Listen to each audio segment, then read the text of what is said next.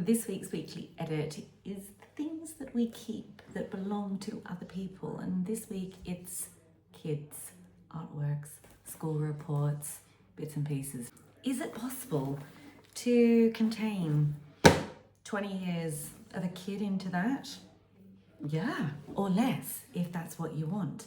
But first, what do you have from your own childhood? I don't have anything in my house as far as I'm aware that I can even think of. Keep that in mind when you are now keeping things of your children. Okay? What have you got of yours? What do you wish you had?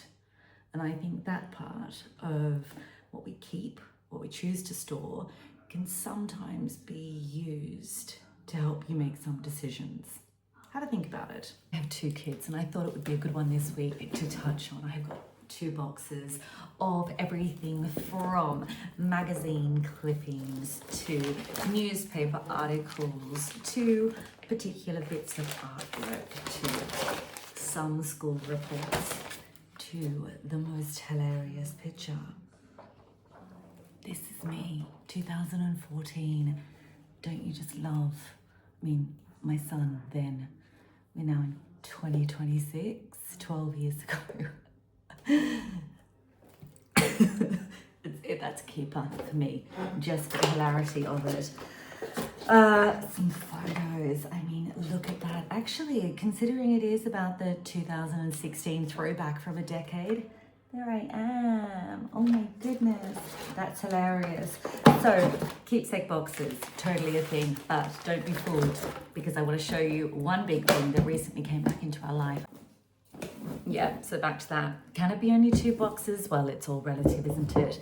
These 2 things are knocking around my house as decorative pieces on some shelving, and I still really like them. Actually, will I keep these forever? Probably not.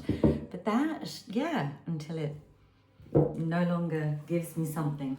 But when my daughter was, 2 years ago, doing GCSEs, this came home. This is the largest thing that I have that is stored in my house, and currently it is living under a bed, and I hate things under a bed. What about you? Are you okay with things stored in places that shouldn't have things stored in? And for me, the under the bed, because I don't have under the bed storage, I have an open bed, so therefore I don't want things kept under there. I've pulled this out. She's just finished some mock exams, so right now this weekend is something that she can tackle this, really go through and look through her portfolio, and exquisite art, don't get me wrong, that she created. This is a sort of a heritage piece, and you know, this is beautiful. They're reminiscing over different things. Now things again do deteriorate, so actually it's not for me to pull anything apart. It's really precious to her. This is hours of labour and work that she put in at an age that is adult style, that really is relevant for her to make this kind of decision. Items are precious, they can be really sentimental, and they can evoke a moment in time. And some of the going back to the memory lane is actually exquisite, and items take you back to that moment. Now, many of these things in here really are for me, ultimately. However, there are some things that are nice to revisit at different points in time. So articles where the children have got an award, that that celebrating moments of achievements, little quotes that they may have created. So for me, containing something just into a decided volume is my first tip. How much do you want to allocate in terms of storage and space to anything? Because whose space is it?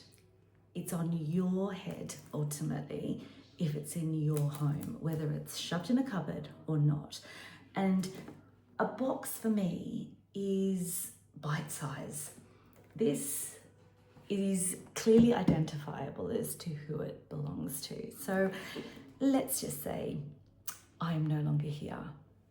Who is responsible for this? Well, one of the kids can take it. They can choose to do with it what they want to do.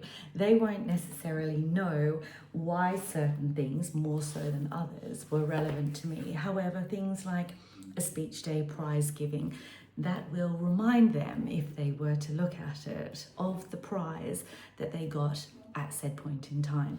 Go down some memory lane, look at some other names on there, and there is definitely this moment of legacy, celebration, reminiscing that I think is a really nice option to have.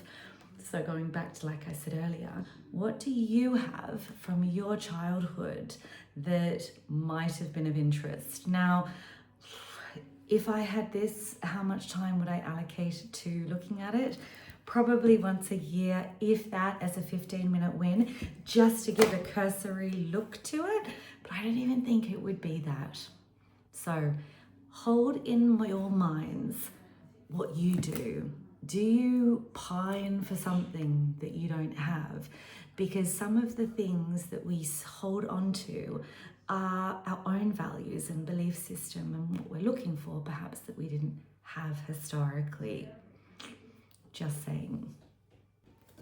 Now, reminiscing and looking at things at different markers in time, it's really good to do, because the sheer volume, especially when kids are younger, that can come into your home, everything is amazing and beautiful and precious and needing some form of celebration at that moment in time. However, in 6 months' time, there's other things that have come through. So everything is then no longer a 10. And you need these sort of regular check-ins to be able to look at items and decide what needs to stay, what's here just for a temporary moment. And having this sort of constant check-in, especially with younger children, is a really nice thing to do. And all I can say is never, ever, ever dispose of things that kids bring in without them knowing that they're being disposed of, and have them as part of the journey of how much is okay to accumulate and to keep within a home. The longer you wait, decision fatigue kicks in, and then you're just overwhelmed by a sheer volume of items from, could be just 1 year, 2 years, 6 years, their whole childhood. And that also can equate to the volume of storage. Now, the more space we have with anything, the classic happens. We just continue to fill and fill and fill and fill, because unless you create a contained space, it's very hard. So, for instance, both their boxes here are pretty full, and they've had different colours at different points in time. And there's just the odd memories that are here, and I'll get my kids this weekend to have a flick through these boxes whilst the other one is doing that art, and to, again, just have this moment of reminiscing, memory lane. And you know, we can do another weed through, but I think this sort of constant review of things at different markers of times is a nice thing to do. Now, when my kids were little, the digitising, this didn't exist, but I will totally suggest to my daughter, say with this GCSE artwork, what she wants to keep in terms of some tangible form. Now, right now, her life is ahead of her, and some of these big pieces might be more relevant to her for her own part of her own legacy. So she can make that choice as to how she wants to store, keep, or whether she wants to digitize and take photos of certain things in order to have that memory to be able to pull back on. And that is a really nice thing to do again. But let me also ask you, go have a look now. How many photos are in your camera roll? How often do you go back and look at them? Are you methodical about storing them in albums at the time that you take them? Because otherwise they just get lost in the ether. It's great. We can use the search functionality. If they've got names on them, at least you can type in to find some things so that they come back. But today, for instance, there was a trend going around that's find a photo of you in 2016. I was able to just search 2016. The volume of photos in my camera roll, I would say is negligible compared to the volume of photos that I just have literally from this month.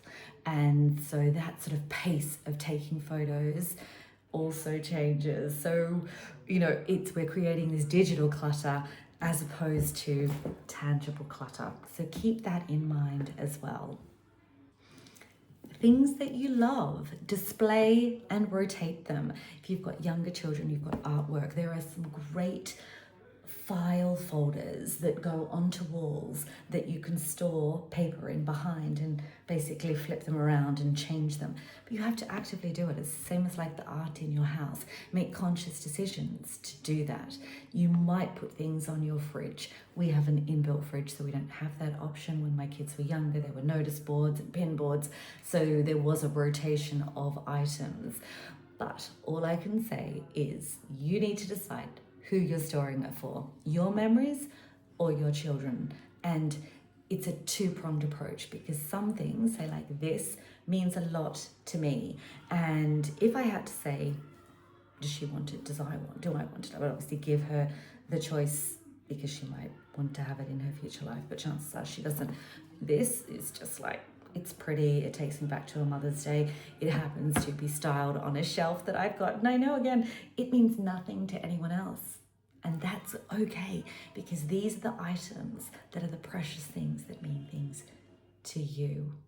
And anything that you hold on to, that's the best thing. Whatever is in your home, whatever is in your surroundings, it's relevant to you, not to anyone else. Now, anything that you're tackling in your home, just start small. So whether it's a mound of children's items that are just out of control, just take the bundle, divide it up by children, and just start there. That's the easiest option. Once they're in those piles, you can then decide actually what is worth keeping and what isn't. Hold on to those few things that I said. Is everything the same value? Are there things that, again, you want to keep because you didn't have them, or you think that might be useful for them in their future lives? All of those things are okay. And it's, again, remembering to just check in with that kind of message. Anyway, that's this week's weekly edit. I hope you've got some nuggets from that for sort of just looking at your items, taking some different tools and editing. Good luck. Let me know if you come across an absolute gem. Shall I find that picture again for you? Okay, there's these pictures. Here is the one that I did of my son. This actually is a brilliant activity to do. These are bits of acetate, right? He sat on this side, I sat on this side. You had the piece of acetate up and I had to draw what I saw on the other side. So I drew this of my beautiful child then in 2014. So yeah, 12 years ago, hilarious. And then this is what he drew of me. I had exceptionally blonde hair then. Sunny's obviously perched up there. That could be me, couldn't it? I mean, honestly, it's brilliant, brilliant, brilliant. This was the year before. How you saw me, okay? What a difference a year makes. Brilliant, brilliant. Again, entertaining myself. And they're the kind of things that, for me, are just hilarious. And yeah. All right, on that note, happy sorting, happy editing. See you next week.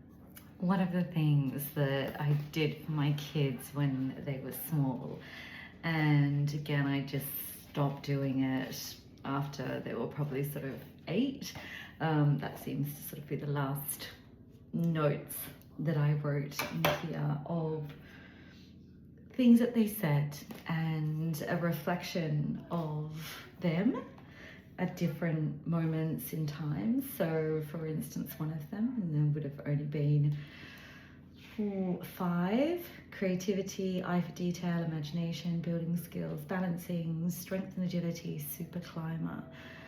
Now, interesting, because some of those traits, some of those feelings still very, very strong. Different emotions that showed up early in life to later in life. Like it's a beautiful thing to go back and look at. And I think with any of these things that we keep, it's a nice check-in. Even to an extent, one of my siblings had typed some notes and sent them to me, and good things that we've done. Letters to Father Christmas. I mean, again, I wish I'd dated this, because at what point in time I won't need to use or play with anything. Only 2 things on my list: money for charity and world peace. And I could write cursive at that point in time, but what age is that? Honestly don't know. Anyway, the memory lane of things, sweet. Go dig. You don't need to know the ins and outs of individual things for me, because you want to go find things that are so relevant to you. So enjoy the memory lane.